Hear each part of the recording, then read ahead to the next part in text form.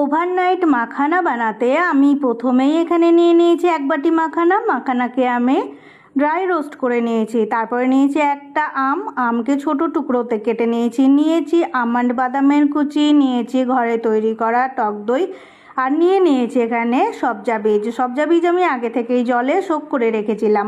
এখানে চাইলে আপনারা চিয়া বীজও ইউজ করতে পারবেন।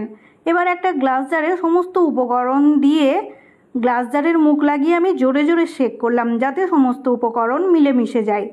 এবার বাটিতে ঢেলে দিয়ে উপর দিয়ে আবার গার্নিশ করে দিয়েছি আমের টুকরো আর বাদামের কুচি দিয়ে। বাস তৈরি হয়ে গেল হেলদি টেস্টি ওভারনাইট মাখানা। এই মাখানা আমি এনজয় করেছি ব্রেকফাস্টে আমার ফ্যামিলির সাথে।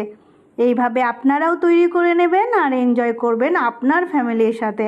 আমার এই রেসিপি কেমন লেগেছে কমেন্টে জানিয়ে যাবেন, লাইক দেবেন আর শেয়ার করে দেবেন আপনার সমস্ত বন্ধুদের সাথে। এখানে আপনারা আপনাদের লোকালে যে সমস্ত ফল পাওয়া যায়, বীজ পাওয়া যায়, সেগুলো ব্যবহার করতে পারবেন।